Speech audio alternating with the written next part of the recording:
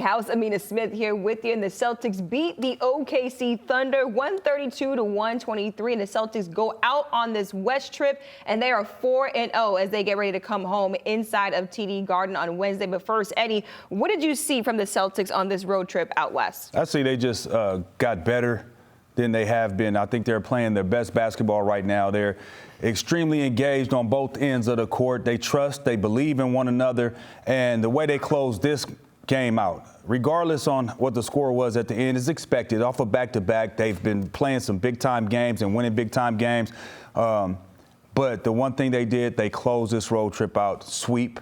That's big time coming back home. You got a 10-game stretch here where they're going to really have to put things together. They got some tough games coming up ahead, but moving forward, great momentum. And you actually saw the Thunder try to get back into this game. There was no quit from OKC. How did the Celtics look coming off of a back-to-back? Well, they look great coming out the gate. I mean, they started out 13-0, and they were just moving the ball. The ball was hopping. They were playing defense and getting into guys defensively. And I think, just late in the game, they were up big, and in that fourth quarter, you could see a little bit of fatigue. They missed some shots that they was normally knocking down. Some of the guys that have been knocking down shots were missing them a little bit. And then you had these young, hungry OKC guys that, Shai Gilgeous-Alexander, he can play. He's out there with a 30 ball. Trey Mann had a 30 ball, and it basically chipped in with 22 and 10. So them guys were hungry. And once you have a team like that on the ropes, you put your proverbial foot on their neck. You got to leave them lifeless. Otherwise, they can get back in games. You got to remember, they're pros on the other side, too. Yeah, the Celtics definitely handled up tonight. Let's send it out to Abbyton, who's with Grant Williams, a.k.a. Batman, right now.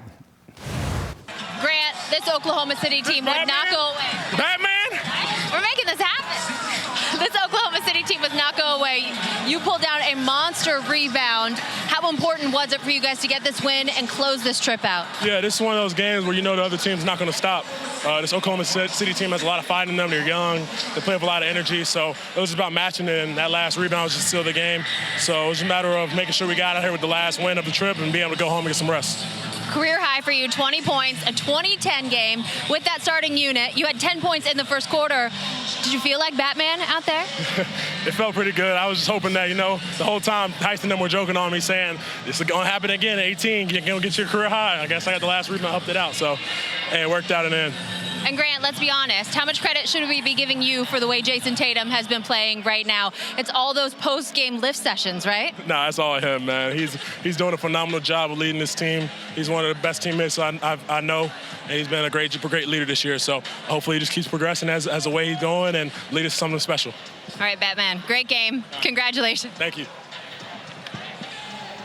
We are making Batman happen. That's going to be the nickname of Grant Williams. Let's take a look at the road trip results out west. And you see the Celtics, they finished 4-0 on this trip out west to win against the Thunder 132-123 on this back-to-back.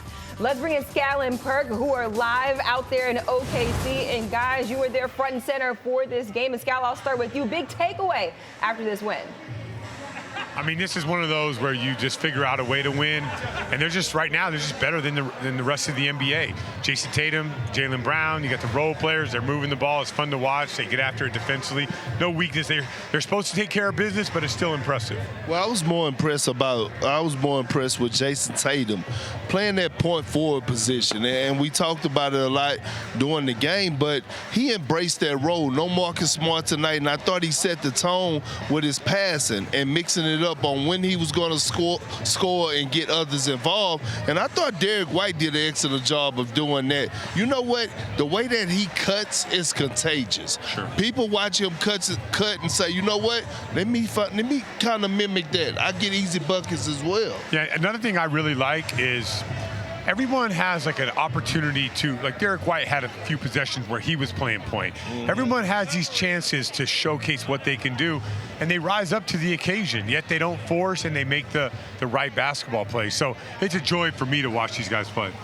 Amina, can you ask E-House, if he came off a big night, what would he get, what nickname would he give himself? Oh, look, he can hear you right now. Go ahead, E-House. I'm not giving myself no nickname, man.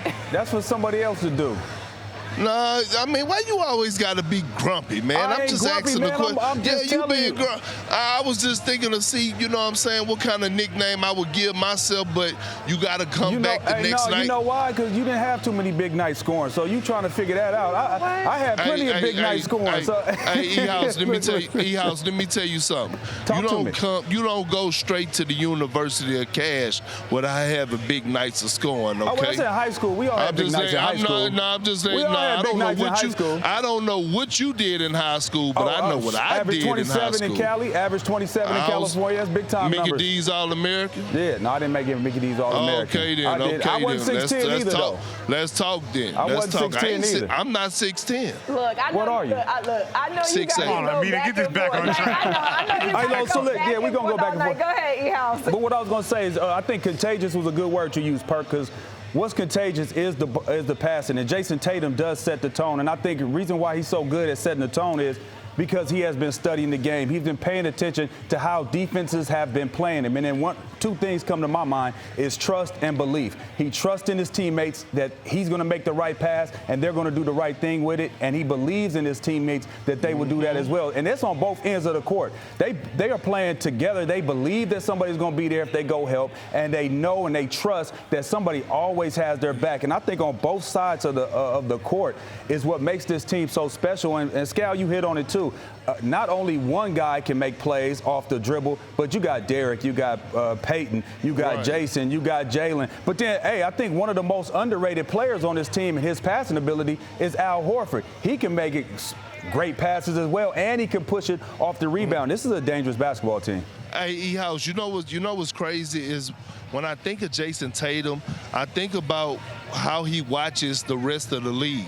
And if you think he's not watching a guy like Kevin Durant when he has to play without Kyrie Irving, we're fooling ourselves. And he's trying to mimic that and doing a great job at that. So making those others around him better. We all heard KG said time and time again, that next level that you elevate your game to is when you're able to get 30 and get a guy like Grant Williams a career night in 20 points. Scal, let's talk a little bit really quickly about Grant Williams, his first career double-double tonight. What did you see out of him? It's Batman to me. Yeah, I'm sorry, Batman. Batman is his name. He calls himself Batman. He gets a career high. I got to go with Batman until he stinks up the joint. So it might be a while the way that he's been playing. I'll tell you, phenomenal cutter. He plays well off of guys when they double team Tatum or they got guys looking at Tatum. He did a great job of moving the basketball. You talked about Al Horford. Grant's just as good moving that thing side to side, and defensively he gets after it. I've always been a Grant Williams fan. There are times where I'm like, man, he's got to rebound at a high level, but he's doing that now. Defensively, he's getting there. He's challenging guys at the rim. He's timing it up. And then offensively, he believes in his shot, and so do the guys. And then, like, the cutting and the running in transition, that was an additional thing that we saw today. Yeah, 20 points and 10 rebounds and playing with plenty of confidence out there on the court. Thanks so much, guys. Let's take a break here on Celtics Post Game Live. You see that final score, 132 to 123.